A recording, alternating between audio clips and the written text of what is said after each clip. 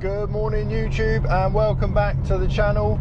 For those of you who are not aware, this is my 2011 E92 M3 competition, and for a long time I've wanted to get this poxy cold start deleted. Now for those of you who own one of these will understand that on a standard exhaust it's bearable, it's okay, but because I've got the 2-pipe mod, in the mornings at about 6:30, 7 o'clock, how my neighbours haven't said anything. I mean, I try to be as quiet as I can, but essentially what the cold start does is bring the pre-cats up to temperature in the car, so it does as quickly as it can to make sure it passes all the emissions tests. So the problem with this is it sits at about 1200 RPM, making an absolute racket for about 3 minutes. So today we're off to see AReeve to get this all sorted, get the decats on the pre-cat pipe, so to speak, completed, and get it mapped, and hopefully we should be looking at a 450 horsepower car back at Surrey Rolling Road. So yeah, stay with us guys, and follow us on this blog.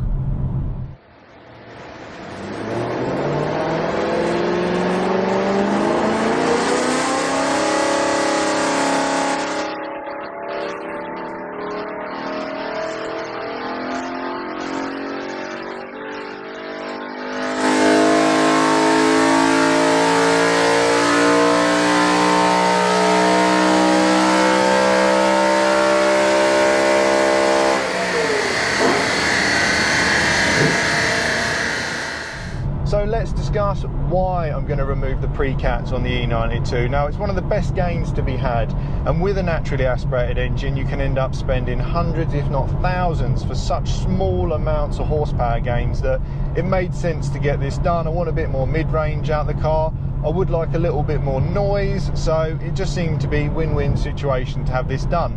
Now, it will still pass an MOT on the emissions side, but what it will fail on is the visual, because when you look underneath the car there'll be 2 lambda sensors and a straight pipe where there should be a catalytic converter.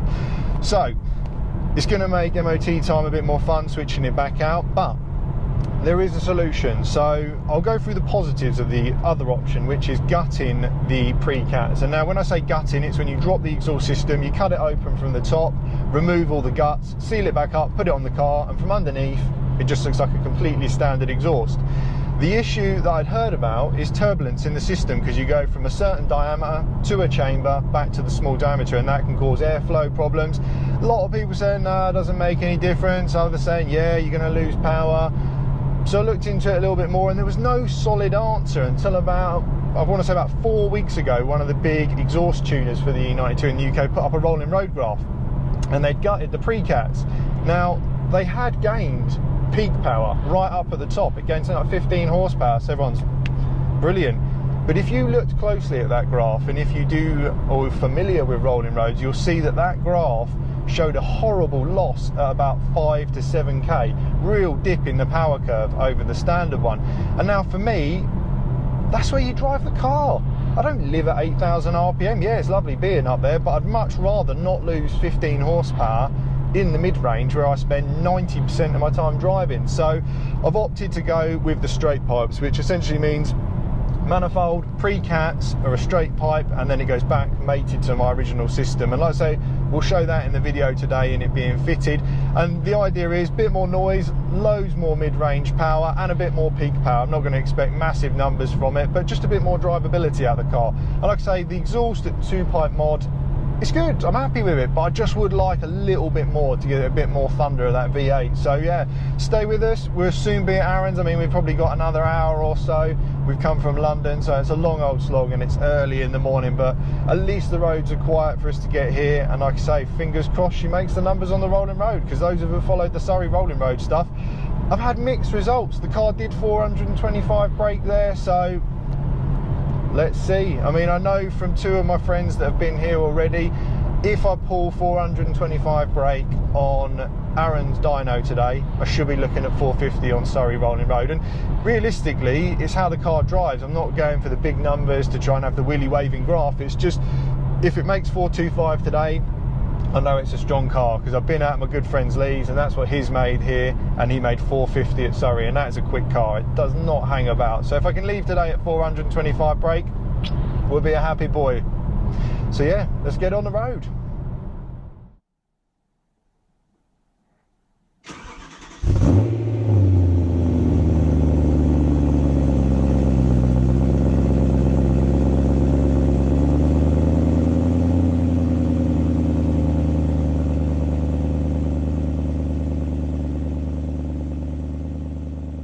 My journey from London to AReeve takes around 2.5 hours. It's about 130 miles from London. Now, from what I've heard online, he is the man to go and see when it comes to E92 M3 tuning. So it made sense, like I say, to make the journey, get it done correctly by the professionals. So before I get underway with having all the pre-cats deleted, I thought I'd explain the exhaust system for those that aren't familiar with it, because it is a confusing thing, especially when you're trying to work out what route you want to take with the exhaust system. Now, the first thing is the back box, which you can see here. Now, it's a great system. Standard, it's a little bit quiet for me, obviously for a lot of people as well, because it does seem very popular to upgrade. And this is the first chance you get at really turning that V8 into a bit of a monster. And what you can do is essentially remove the back box, cut it open from the top, and essentially there's 4 pipes in there. And they call it the 1.5 mod, the 2 mod, the 4 mod. There's lots of different names for it, but essentially it's just gutting the box, linking up the pipes, and the more pipes that you cover up, the louder the system's going to be.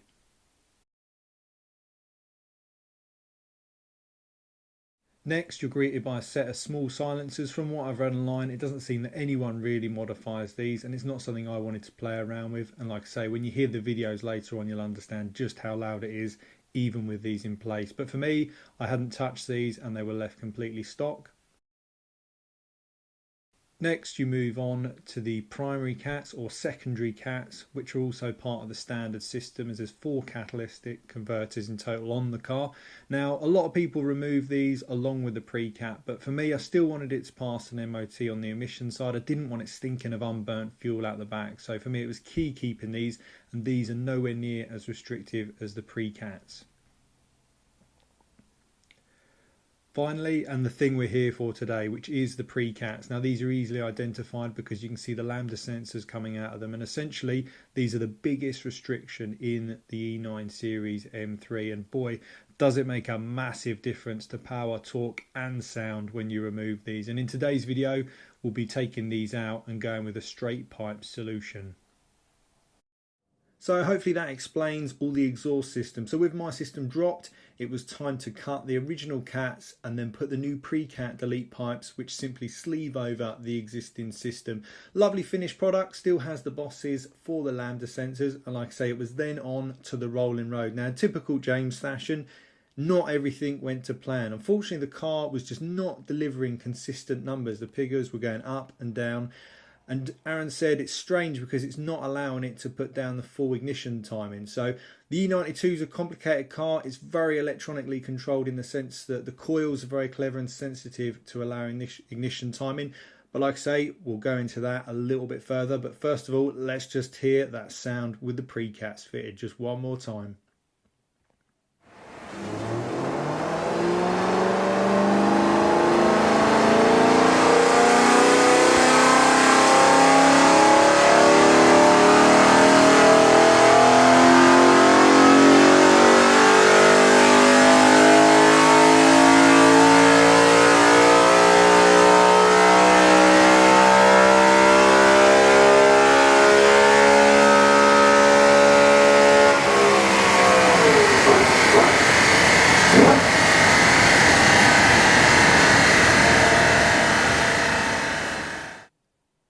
So the car made 420 horsepower, finally started delivering consistent power. Now, the issue was that the car was switched off, Aaron reset all the fault codes, but there was nothing on there that was logged as a problem. Fired it back up, and like I say, it started making the numbers. But it was strange that it was doing this, which was worrying me. But at the time, made the numbers, happy boy, left Aaron's, the car felt great. but deep down I knew something wasn't 100% right. But anyway, looked through the things that had been done to the car. Obviously it had brand new genuine plugs, the NGK ones, all original. It's just strange that I was getting inconsistent results. And like I said, the problem with the E92 that I've discovered by doing a lot of research is it is very sensitive electronics wise, because each coil on the E92 adjusts for ignition timing, and like I say, anything like wrong plug, bad coil can cause all sorts of issues. So got back, got it on Surrey Rolling Road, and unfortunately again it was just not delivering consistent power, and it was just becoming somewhat frustrating. But then shortly afterwards I started getting the battery warning light, shortly followed unfortunately by what appears to be alternator failure. So the car is currently now just waiting for a new alternator to come from Valeo, which is the manufacturer that BMW chose. So it'll be an original piece going back in there, and I have been slumming it in the Clio 172 as the daily.